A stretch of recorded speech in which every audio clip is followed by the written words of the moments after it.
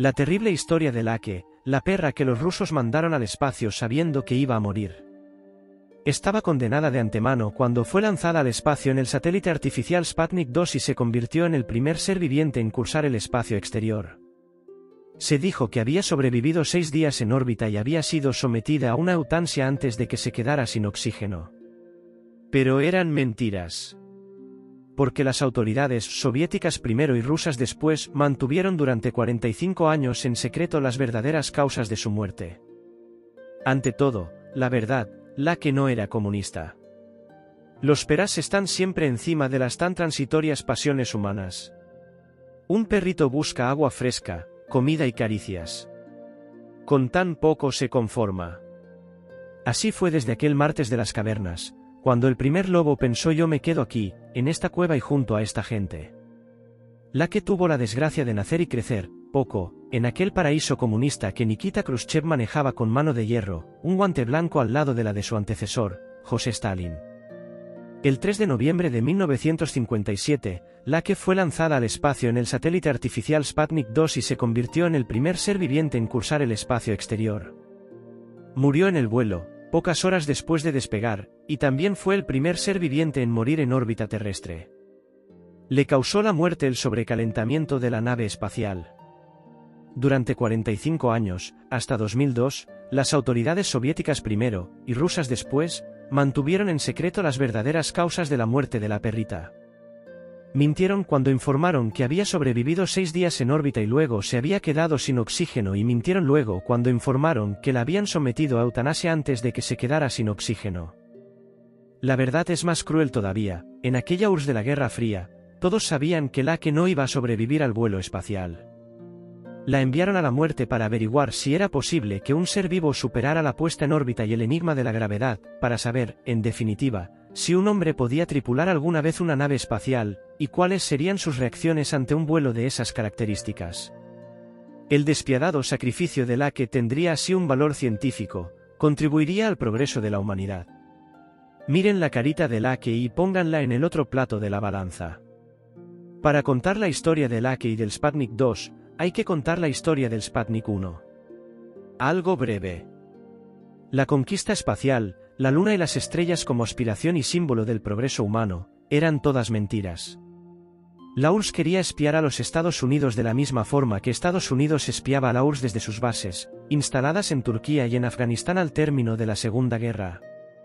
Desde allí partían los aviones U-2, equipados con poderosas cámaras fotográficas, que regresaban con datos vitales sobre instalaciones soviéticas, clima, hidrografía, cosechas, despliegue militar y otras paparruchadas.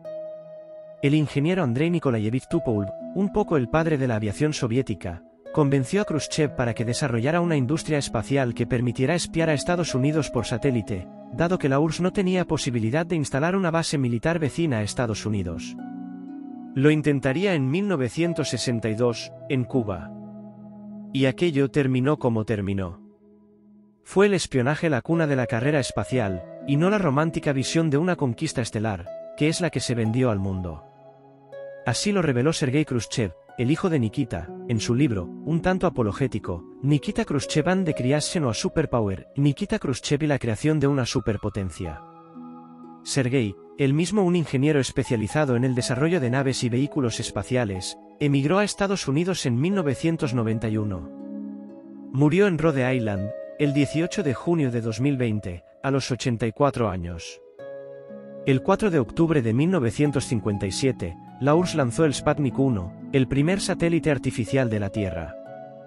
Era un artefacto del tamaño de una pelota playera, 58 centímetros de diámetro, que pesaba 83 kilos y llevaba encima 2 transmisores de radio, 4 antenas exteriores y una serie de instrumentos capaces de medir temperaturas dentro y fuera de la esfera. Fue un golpe sensacional que paralizó de asombro al mundo. En Washington, para orgullo de los científicos soviéticos y la fiasco de los americanos, la noticia llegó de inmediato a la celebración del Año Geofísico Internacional establecido por la ONU. Cuando le preguntaron a un científico americano que esperaba hallar Estados Unidos en la Luna, en caso de conquistarla, el tipo, decepcionado, contestó: rusos. Además, Sputnik 1 emitía cada tanto un sonoro, acaso humillante, bip bip, audible en equipos de radio, y su luz podía seguirse en el cielo nocturnal de las noches humanas, súbitamente empequeñecidas. Arrebatado por el éxito, Khrushchev ordenó el lanzamiento de un segundo satélite, Sputnik 2, para que estuviese en órbita el 7 de noviembre de ese año, aniversario de la Revolución Bolchevique de octubre, calendario adaptado. Para cumplir las órdenes del Kremlin, que ni siquiera se discutían, tuvo que construirse una nueva nave porque la que estaba en preparación no iba a estar lista para el 7 de noviembre. Todo empezó a oler a chambonada. Los ingenieros soviéticos agregaron un nuevo desafío para engrandecer el éxito inicial: enviar un perro al espacio exterior. Ya habían usado animales en una especie de órbita canina, previa al intento de vuelos espaciales tripulados por humanos. Desde 1951 la URSS había lanzado 12 perros al espacio suborbital en vuelos balísticos de estudio. Pensaban experimentar con un astronauta en 1958. Pero ahora Khrushchev había decidido explotar el éxito del Sputnik 1 con el Sputnik 2.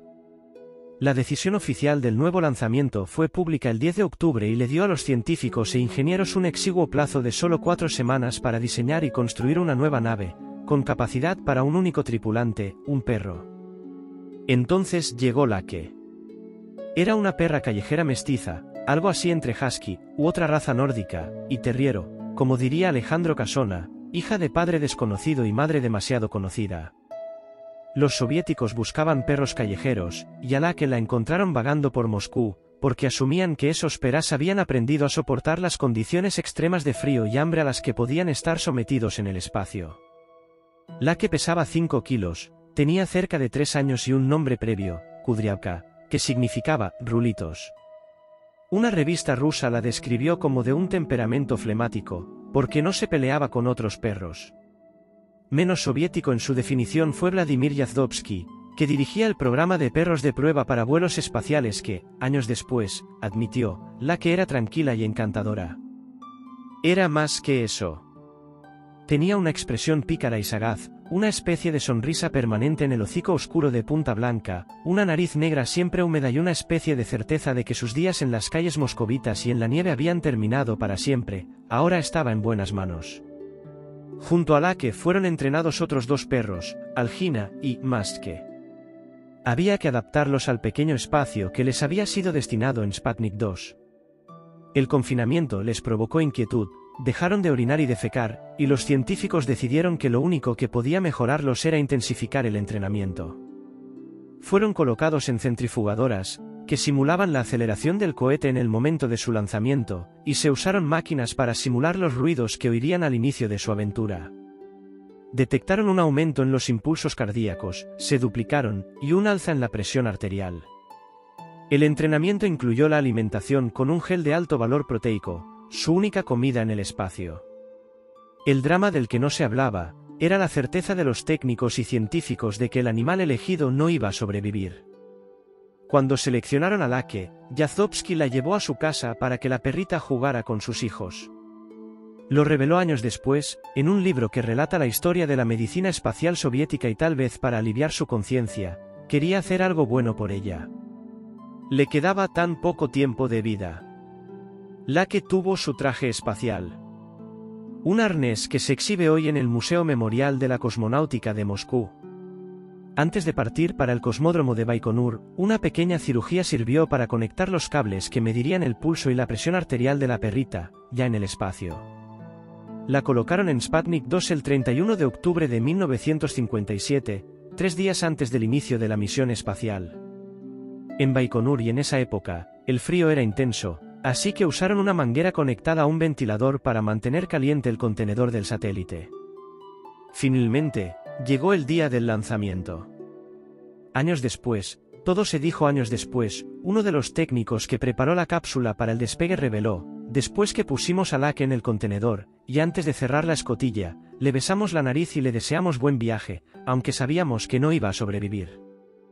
Las últimas fotos de Lake viva la muestran en su arnés, de pie, las orejitas alzadas, alerta, segura de su destino, o ya acostada con esa especie de sonrisa ladina y tierna. Ya van a ver cuando vuelva. Sputnik 2 despegó a las 7:22, hora de Moscú, el 3 de noviembre de 1957. Al alcanzar la máxima aceleración de despegue, el ritmo respiratorio de Lake aumentó entre 3 y 4 veces, y su frecuencia cardíaca pasó de 103 a 240 latidos por minuto. Ya en órbita, la punta cónica de la nave se desprendió con éxito, pero la otra sección de la nave, el Black, no se desprendió, por lo que el sistema de control térmico empezó a funcionar mal, o dejó de funcionar. La temperatura interior de Sputnik 2 llegó a 40 grados. Después de 3 horas de gravedad, el pulso de Lake había descendido a los habituales 102 latidos por minuto, pero el descenso en la frecuencia cardíaca había tomado 3 veces más tiempo que durante los entrenamientos, lo que indicaba el nivel de estrés de la perrita. Recién en octubre de 2002, el científico Dmitry Malasenkov, que había participado del proyecto de Sputnik 2, reveló que Lake había muerto entre 5 y 7 horas después del lanzamiento por estrés y sobrecalentamiento. En un artículo que presentó en el Congreso Mundial del Espacio, en Houston, afirmó: resultó prácticamente imposible crear un control de temperatura fiable en tan poco tiempo. Por eso sabían todos que enviaban a Lake a una muerte segura. Sputnik 2 orbitó la Tierra 2570 veces en 163 días. Se desintegró al entrar en contacto con la atmósfera el 14 de abril de 1958. Fue un gran éxito para Khrushchev y para la carrera espacial de la URSS. Pero Lake, perrita astuta, parece haber pesado en la conciencia de quienes la habían tratado y sellado su destino. En 1998, Oleg Gatsenko, uno de los científicos responsable de su envío al espacio, dijo: cuanto más tiempo pasa, más lamento lo sucedido. No debimos haberlo hecho, ni siquiera aprendimos lo suficiente en esa misión como para justificar la pérdida del animal. A la controversia mundial que despertó la muerte de Lake, aún la muerte inventada por la URSS, se sumaron los homenajes que le hicieron en todo el mundo.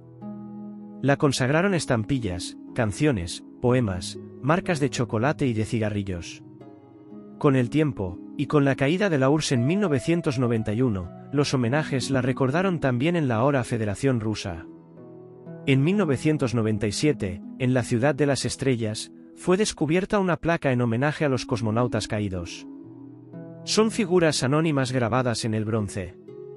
La única reconocible es Lake, que asoma entre las piernas de uno de los cosmonautas. Información obtenida de la revista Infobae.